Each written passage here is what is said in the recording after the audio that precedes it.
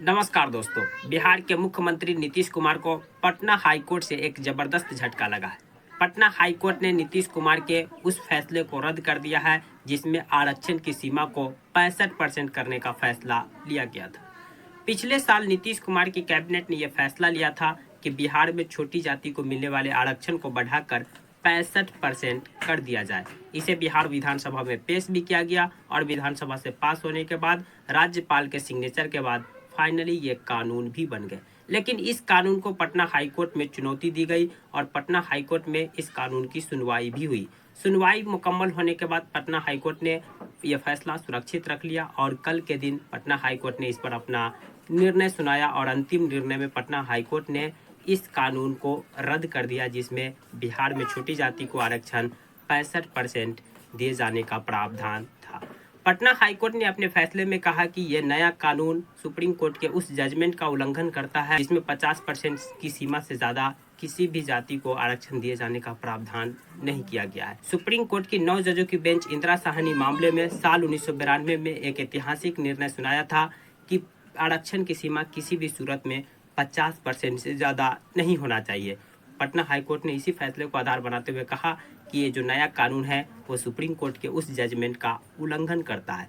इसके अलावा संविधान के जो आर्टिकल है 14, 15, 16 जो एक फंडामेंटल राइट है इसका भी उल्लंघन करता है, समानता के अधिकार का उल्लंघन करता है। सिर्फ बिहार ही नहीं बल्कि कई अलग जो राज्य जैसे कि महाराष्ट्र, हरियाणा, कर्नाटक की सरकार भी अलग अलग समय पर यह कोशिश की कि वहाँ जाति को, छोटी जाति को मिलने वाले आरक्षण को बढ़ाकर 50% से ऊपर ले जाया जाए। पिछले साल ही महाराष्ट्र के द्वारा ऐसा कोशिश किया गया था लेकिन सुप्रीम कोर्ट और हाई कोर्ट के निर्णय ने वहाँ भी 50% से ऊपर आरक्षण को नहीं जाने दिया।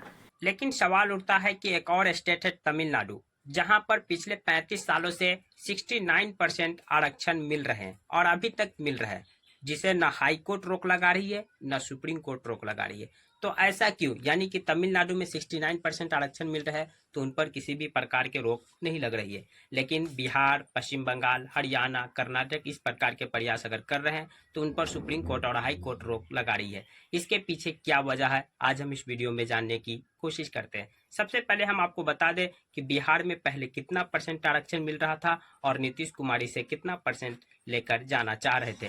बिहार में ओबीसी समुदाय को 12% आरक्षण मिल रहे थे, उन्हें बढ़ाकर 18% करने का फैसला नीतीश कुमार द्वारा लिया गया था। वहीं ईबीसी समुदाय को 18% आरक्षण मिल रहा है, उसे बढ़ाकर 25% करने का फैसला लिया गया था। इसके अलावा 16% अभी एससी समुदाय को यहाँ आरक्षण मिल रहा है, जिसे बढ़ाकर 20% करने का फैसला लिया गया था। और रह गए एसटी समुदाय, एसटी समुदाय को अभी 1% आरक्षण मिल रहा है, उसको बढ़ाकर 2% करने का फैसला लिया गया था। यानी इन सभी आरक्षण को जोड़ दिया जाए तो पहले बिहार में 47% आरक्षण मिल रहे थे और अभी भी मिल रहे हैं। और नए कानून में नीतीश कुमार जी ने यह फैसला लिया था कि बिहार में छोटी जाति को 65% आरक्षण मिलेगा। और नीतीश कुमार की कैबिनेट ने कहा था कि हमने ऐसा निर्णय क्यों लिया है, क्योंकि हमने जातिगत आरक्षण कराया है, सर्वे कराया है और इस जातिगत सर्वे के आधार पर हमने यह निर्णय लिया है। लेकिन पटना हाईकोर्ट ने इस कानून पर रोक लगा दिया, इस कानून को रद्द कर दिया। पुराने वाले ही कानून बिहार में फिलहाल चलेंगे। इसके अलावा हम आपको बता दें कि 10% सामान्य जाति को बिहार में आरक्षण मिल रहा है, यानी कि 47% अभी जो आरक्षण मिल रहा है इसमें 10% जनरल कैटेगरी जो ईडब्ल्यूएस को आरक्षण वाला को जोड़ देंगे तो 57% आरक्षण हो जाएगा। वहीं 65% वाला अगर कानून पटना हाईकोर्ट एक्सेप्ट कर लेते तो 65 प्लस 10 जनरल 75% रिजर्वेशन बिहार में ऑलरेडी होते। वहीं तमिलनाडु की बात करेंगे तो 69% वहाँ आरक्षण मिल रहा है और 10% जनरल, मतलब कि 79% वहाँ आरक्षण चल रहा है। पिछले साल सुप्रीम कोर्ट में 10% जो रिजर्वेशन जनरल कैटेगरी को मिल रहा है, ये तो हर एक स्टेट के 50% की सीमा को उल्लंघन कर देता है। इसको भी सुप्रीम कोर्ट में चुनौती दिया गया। 2022 में सुप्रीम कोर्ट की 3 जजों की बेंच ने इस कानून को सही ठहराया। सुप्रीम कोर्ट ने कहा कि ये 10% जो आरक्षण मिल रहा है ये बड़ी जाति को मिल रहा है। और इंदिरा साहनी मामले में सुप्रीम कोर्ट जो 9 जजों की बेंच ने जो फैसला सुनाया था कि 50% से आरक्षण की सीमा क्रॉस नहीं करना चाहिए, ये छोटी जाति को मिलने वाला आरक्षण था, इसलिए इस कानून को एक्सेप्ट किया जा सकता है, ये कानून सही है। अब हम फिर अपने सवाल पर लौटते हैं कि तमिलनाडु को क्यों ये आरक्षण मिल रहा है, बाकी जगहों पर क्यों नहीं मिलता है। साल 1980 से पहले तमिलनाडु में भी 50% की सीमा से ज़्यादा आरक्षण नहीं थे, लेकिन साल 1980 में एआईडीएमके की सरकार ने वहाँ की सीमा को, आरक्षण की सीमा को सीधे बढ़ा करके 68% कर दिए। यानी कि वहाँ जो ओबीसी समुदाय है, छोटी जाति को 50% आरक्षण मिल रहा है, वहीं जो एससी समुदाय, एससी और एसटी समुदाय है, उनको वहाँ 18% आरक्षण मिल रहे थे। फिर मद्रास हाईकोर्ट का एक निर्णय आया जिसमें एसटी समुदाय को 1% और देने की बात कही, यानी कि 19% वहाँ एससी और एसटी को मिल रहे हैं, 50% ओबीसी समुदाय को मिल रहे हैं। यानी इन दोनों आंकड़ा को ऐड कर दिया जाए तो वहाँ 69%, 69% आरक्षण मिल रहा था। लेकिन साल 1992 में जब इंदिरा साहनी मामला आया, इंदिरा साहनी केस में सुप्रीम कोर्ट का जजमेंट आया कि आरक्षण की सीमा 50% से ज्यादा हो नहीं सकती।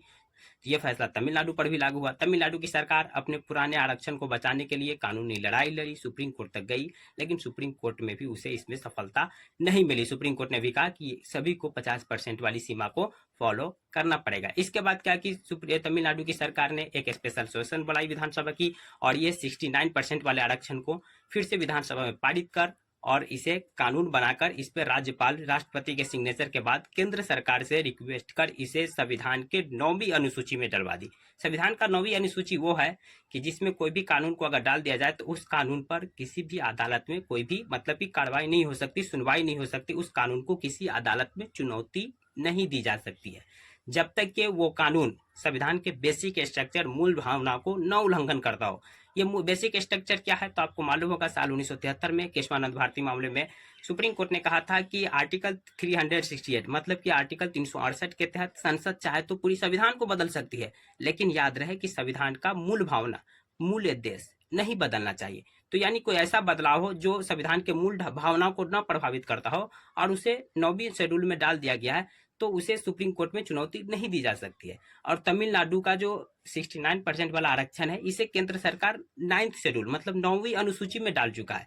यही वो कारण है कि उस कानून को न हाई कोर्ट में न सुप्रीम कोर्ट में चुनौती दी नहीं गई और वो अभी तक वहां ये रिजर्वेशन चल रहा है।